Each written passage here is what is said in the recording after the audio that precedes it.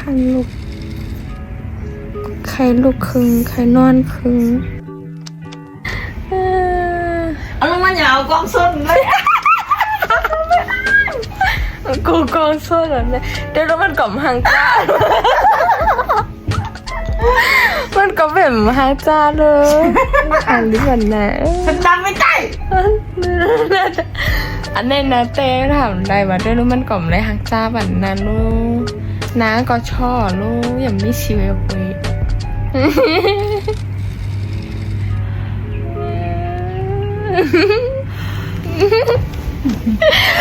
เขาลุกเลยเดี๋ยวน้องๆเปิดไพ่เขาคันดูอ่ะสูแมวไปซุ้งขย่ำกลางลา10 ม่วงไหมคะเนาะขย่ำกลางเจ้าได้บ่ว่าเขาได้ว่ายันไปว่ามื้อนี้เฮาลูกลากันไหมคะเนาะนอกหอมเลยต้องปีวันสายเฮาแต่ก่อนซื้อผักมาเฮ็ดผักขายแล้วก็เฮาแต่เฮ็ดผักอีสังแล้วก็แต่เฮ็ดอีสังหลายๆมื้อในตั้งวันเฮาแต่อยู่เฮือนให้เฮาก็ได้เฮ็ดอีสังหลายก็ขอไปเต้ยเจ้าเหมือนค่ะก็มาเฮาติดกันล่างมาวัดคิวเฮาสิก็ซื้อผักกันค่ะปีวันสาย2 พ่อจ้องเฮา2 พ่อจ้องเฮาไหนโอเคยุกมือหรอบอกให้เน้นนาก็โอเคค่ะวันไหนเขากับจ้องกันมันหมอใส่บันแห่ไหนกันได้ฮัลโหลนี่เบอร์ส้นน้ำอ่ะthank you ทางนี้ก่อนเนี่ยนางกำไล่ก่อนเนาะงามก็ทันหนูมันใจได้ตัวเก่าแล้วเหรอนะห้องกรรมฮัตเต้นมาบ้างเนาะ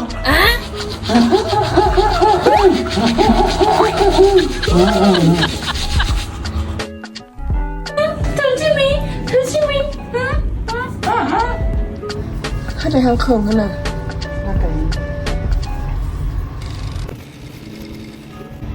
เขาก็มาใส่เสื้อกันแดด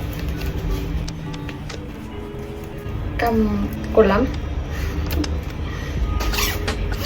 แต่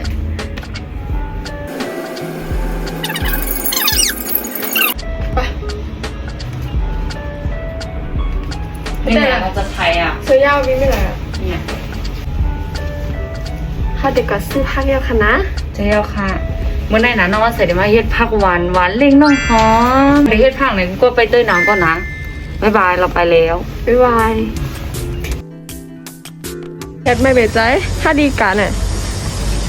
ตักแดดได้เนาะเป็นนางเด็ดมันก็แน่ที่เราบอกเขาบอกซื้อหอมมากมากี่เนาะเกียกหน่อยว่าเลยรัดเพื่อนเอาอะเราต้องสู้เพื่อความอยากกินของเราเด็ดไม่หนาวก็ได้ลูกอ้อ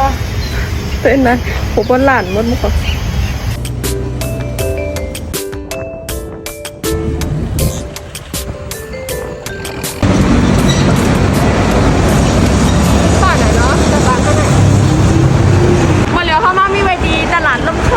ใช่แล้วมั้งแม่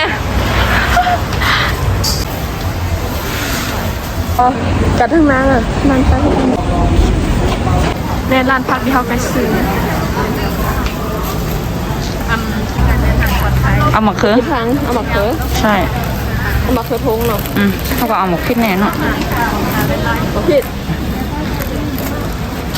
ได้ยังป้องเป็นก้นเลยอ๋อไม่แล้วก้นให้พังอ๋อ20 บาทค่ะก็ไหนอันนี้เขาเอามือเนาะพี่น้องได้กูก็เขาเดี๋ยวพักที่โต๊ะแกงค่ะน้องก็กับนี่พักที่เขาใจดีนะที่เขาปั้นให้คือโอเคค่ะพี่อ๋อไม่มีข้าวเนี่ยอันนี้เราเอาหมูดาวป้าหอยมาตลาดล้มโชกอมาเวซิลานในไรค่ะน้องมันยังคมในแถมบ้านโอ้ยไม่หังกินอะไรกินได้ใส่อันนี้จะขมเลยนะขมกิ๊กเลยนะก็เป็นเมย์ก็น้องเขาแบ่งไว้อิ่มก็อะไรกับพี่พ่อน้องต้องน้องยำกินอ่ะยำกินเลยวันอยู่อันที่เปิ้ลเมื่อเฮ็ดอย่างขมกว่ามึงเขาอ่ะน้ำยาขมน้ำยาขมน้ำยาขมอันเป็นใส่ล้อนังมูอ่ะอาจจะเป็นเมี่ยแน่นี่ฮะใช่ อันไหนนะก็มีอันที่เขาไข่แพทนมล้วนเรียกอะเขาเคียงนะไหนกดกินเลย น้องมีข้าวหมี่แล้วข้าวหมี่ขาวค่ะที่ห้อง ซื้อมือ น่า ซื้อ เอา มือ ไป เย หมด อะๆนะ เอาเมียไปก็เลยอ่ะพ่อปีเขาไม่กินอ่ะ อ๋องินจะมาค่ะ เหมือนสองคนนี้เมื่อกินเป็นเดือน สวยมากเลย ร้านเที่ยวไม่ออก เขาก็ติมาสึกไก่กันในเขาไม่เบรกจ้ะว่าอยู่ขวางมันเดี๋ยวก็กระซึกเขาคือภาคมากเลยค่ะเนาะต้องไม่เข้านะค่ะต้องไม่เข้าเพราะสันไม่ไปเป็นลมมั่งเหลียดได้แดงผัดปันห้า ทำเป็นบางครั้ง จะดูพาคัสซื้อมาไปกินเป็นเดือนหรอง่ายปะวิกล้ามค่ะเนาะเป็นกินน้ำกันน้ำเย็นคือได้ในวัน รู้สึกว่า มันจะทำอะไรไหมอ่ะ เป็นน้องไม่อ้วนนะทุกคนนี่คือกับในกติกาให้คล้ายพ่อค่ะกูก็ไล่คุยเรียบร้อยอ่ะเนาะมันก็กี้เนี่ยว่าคุยกับโมเรากับในกติกาให้คล้ายพาเขาไปตื้อนะก็นะว่าเขาได้เฮ็ดพักหางหลายๆเนี่ยวันเมื่อไหร่ค่ะ เขาก็มาลายโคตรดังเนินเนี่ยฮะใส่คู่ปัดกลนปัดยินกาพร้อมดีเดกาเฮ็ดข้าวพายค่ะเย้เฮ็ดกินเฮ็ดกินข้าวกินผักไงค่ะ อร่อยได้หูเนาะเย่ไปก่อน มีเฮิร์นก็เดี๋ยวมาเลิกพักกันทำมาเร็ว เดี๋ยวลองปีหัวก็ลองตัด พูด คลิป ใส่น้ำปั่นในนะฮะ ลมมันนำเหมือนน้องน้องเลิกพั มั ก นเดี๋ยว แป๊ เฮ็ บ ด นึ ตั้ ง งเบื้องไหนกันแน่ เขาบอกเขากินหลานลูกไงถ้าคุณมาคุณมาถึงนั้นเลยเรากินเขาว่าเขาทำไมเลยคือที่เลยเนี่ยเขาก็ลูกมากินยังไงเนี่ย กินให้คุ้ม ใช่ในมือ นี่ค่ะเมื่อนี้ก็เขามีแขกรับเชิญหน่อยค่ะแล้วเนี่ยผู้ใจเฮ็ดเขาเฮ็ดพักค่ะเฮ็ดก็ได้แดมไว้อ่ะต้องมีคนซอยอ่ะมันโจบีไฮอันนั้น เขาก็มาไทยฉัน อีกอย่างเพียงนะ ลองกิน ก็ต้องมีปอกเป็นก็เขาใช้ ในข้าหาข้าวตื่นในข้าหาโอ้เนาก็เข้ามาจีเอาห้องกล้วยหอมๆค่ะอันในก้นจีมันค่ะออกล่างมะเขือเฮ็บล่างมะตีมะตอก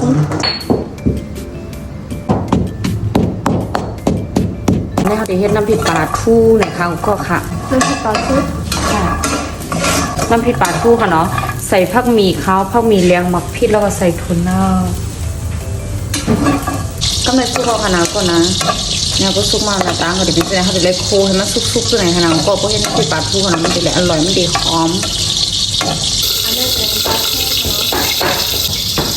เขาเดี๋ยวไม่ให้ใส่ทั้งแต่ชีสเขียวโคล่างคือ ผักเขียวโคล่างเคอ น้ำมันพอไหม พอแล้วมั้ง เนาะ นี่ก็ได้อะ ยังไม่ได้ใส่ปลาทูมันลงปลาทูมันแบบชุบอ่ะ คือของหวานอันได้เป็นโคเลยค่ะเนาะ ไปกับซุปค่ะแล้วเนี่ย โอเคถ้าหลบมาผมไม่กัน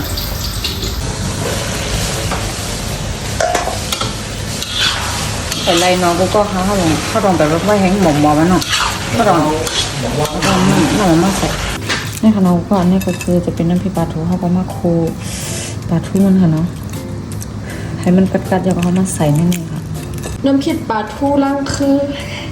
เขาเดิมใจล่างคือแล้วเขาเป็นก้นแซนด์วิช เขาก็เป็นคนจอกแม่ เขาเป็นก้นแซนด์วิชเขายามกินเขามากินข้าวผัดล่างคือไหนคะเนาะมันมาผักกี้ต่อแกงกับมันน้ำพริกไหนคะเดือดนานเลยค่ะ มายิบได้แหละเดินเลยก็เคยน้ำกับน้องก็โค้ยปลายโกนก็เด็มตัดหัน ไปคุณมาเต็มเท่านั้น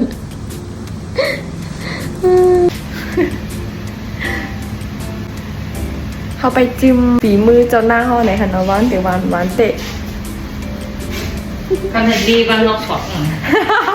เตะมันเล่น กินรีวันนอกสองอ่ะ เตะมันเล่นมันออกสองไปตัวว่ามันติดแบบจึ้งอยู่หนูไปตัวเขาเดี๋ยวไปตัวหวานเดี๋ยวหวานตันเธอลงของเจ้าซิมอ่ะนะคะเดี๋ยวมาซิมตัวหวานนำพักเหมือนเธอนะอโลปักปลาหมักคมให้ล่ะ กินนั่นอ่ะ เนี่ยค่ะ เป่าแรงครับลูกผู้หญิงเนี่ย หนูไม่ใจก็ไร ไม่ใจ ก็โรยบิดอ่ะป้าหมายแทงคมไหม ลูกคือมองวันอ่ะ คืออินก่อนเลย คืออะเอามาแน่นอนพอก็ผลิตใส่ผักแน่นอน อั อันนั้นก็ที่เด็ดใส่ผักไหนคะอ้อ ใช่แล้วใส่ผักเขียวมันเข้ากว่าขนมก็นะ เจ้าค่ะ ไปกินแต่3 วัน ถามว่าสามคุณ มัน เป็นทั้งเขามีก้นเสียใจ ใช่ต้องลองกินนมนะก็ เขาให้กินผักอะเขาก็มาได้ผักไปย่อมกันอาบานตีเจ้า แน่นอน ใส่หมอกเผ็ดๆอะจะเห็นเราเจ้าอะข้าวปันเราแล้วก็ว้าวก็ต้องไปเข้าแถวไปเดี๋ยวนี้ น้องบุญรอดกุ้งแล้วน้องบุญรอดกุ้งเลย อารมณ์เลยอะ ไปกินผักกันหน่อยถ้าได้เลือกปลาค่ะมันแกจอนหน้าเขาเลือกมันยาว เอาลงมา ติดตามเลยกะตามกำกินผักกันใส่ทางละลายวะ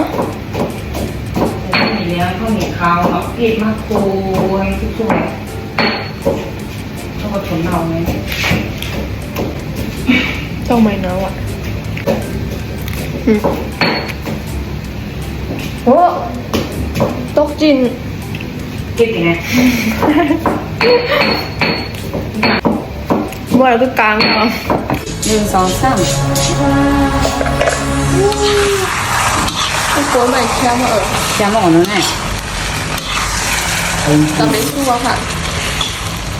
ไปค่าที่ซื้อกองกินแล้วอะโอ้แค่มา ลองจำโดดยังเพราะจะไปเทียม ยาวอะค่ะเนี่ยเรากินด้วยอะแบบ นี่คือสาธุ มันเป็นปลาทูยาวๆขาวไอ้ก็เขาตัวเลยหน้าตามันก็ได้เป็นจังไหน อันนี้ก็คือน้ำพริกปลาทูค่ะ เป็นน้ำพริกปลาทู ก็ ค่ะ ทำว่าผักเขียวโคล่างเคอเนี่ยค่ะน้องก็หนู เนี่ย ไม่ต้อง ล่างเคอก็ก้นเฮียนก็เป็นก้นล่างเคอไหนคะเนาะ ไม่ใช่ค่ะเป็นก้นจอกแม่ค่ะ เอาจอกแม่ค่ะดอกจอกแค่กับแม่เนาะ มากินข้าวกุ้มกันค่ะยกหวานเห็นไหม ยาวก็แล้วก็กินแล้วค่ะ หอมมากเลย มาเอาจิ้มตัวเนาะก็เลยเนาะ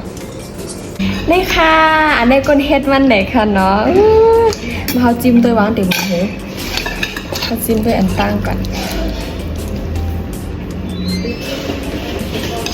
โอ้ยำหวานอ่ะ จะต้องกินดู เฮ็ดจอมกัน กินข้าวก่อนนะ ต้องไม่หนาวอ่ะแต่มือแกนะเฮ็ดตังวัน ต้องไม่หนาวอ่ะน้ำลายปูนอ่ะเนี่ยไปค่ะ กินข้าวกับผักนะ อร่อย จริง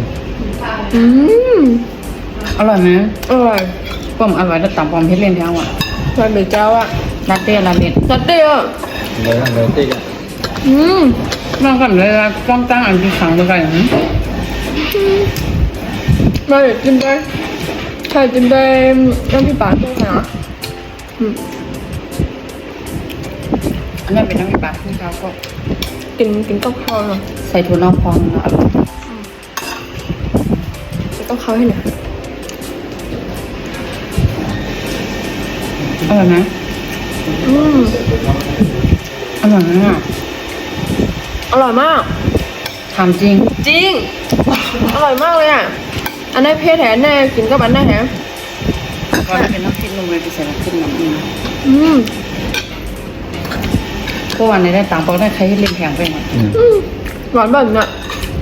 ตัดคำเหลียวคน หวานน้ำเหลือไปกินเลย พี่ก็พยายามกินเนาะอันที่ใส่ถั่วเน่านะ เนี่ย ถึงก็ อร่อยนะมันเหมือนน้ำพริกจักจากินกับผักจังไงข้าวนี่เบอร์หวานเถอะพี่กินกับถั่วเน่าเนาะการอยากกำหนงเขาละมันกูเปรี้ยว ทำไมความโมบิจะไหนได้มันบี้หรอ ผมหนุกปีในทั้งอิน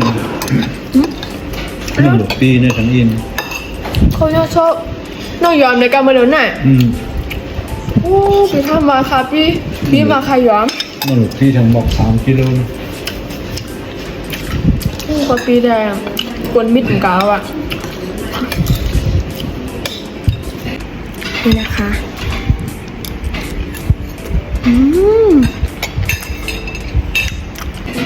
นะคะ บ่เขากินข้าวย่อยเนี่ยเขาเดี๋ยวเฮ็ดในทางในเป็ดด้วยจำกันค่ะเนาะย่างกินข้าวก่อนค่ะ เดี๋ยวอันคนออกกำลังกายนั่นน่ะ ถ้าเดี๋ยวอันออกกำลังกาย กินข้าวก่อนค่ะนะนะคะก็ไม่เข้าก็อ่านกันเพียวเพื่อนเพียวเย่ไหนค่ะเนาะ เข้าจากเวบานมา1 วัน 300ค่ะ ออกกำลังกายเนี่ยเดียวเจ็บว่าเพียวไงพวกกินน้องกับตีออกกำลังกายว่ะนี่ออกกำลังกายเนาะ เดี๋ยวมาต้าที่แรงของพวกอ่ะพวกบดเตรียมวันเตรียมเมืองเนี่ย น้ำหนูไม่อินแก อินเว้ย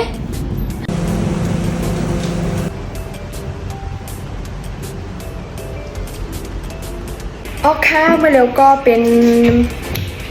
นห้องอะไรตา2 ตาในค่ะเนาะเขากินมา2 ตาแล้วค่ะ อันนี้เป็นผักกิตต้อแกงแล้วก็มีปลาค่ะเนาะปลา ค่ะ แล้วก็มาม่าเกาหลีอันว่างเลยค่ะ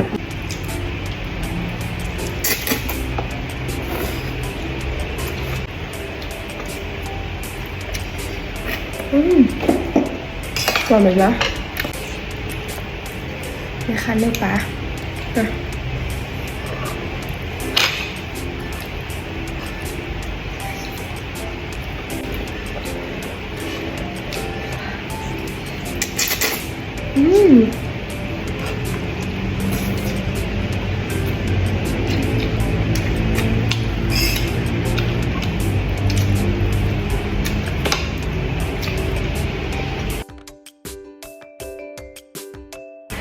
ว่าพักเกี่ยวคลิปเดียวเฮ็ดพักจะไหนเนี่ยค่ะเนาะเกี่ยวที่เขากินจะไหนก็ใจกดไลค์กดแชร์ปั่นให้ใส่เฮา2ก็ปีวันสายแลตั้งน้องหอมอีก1ค่ะ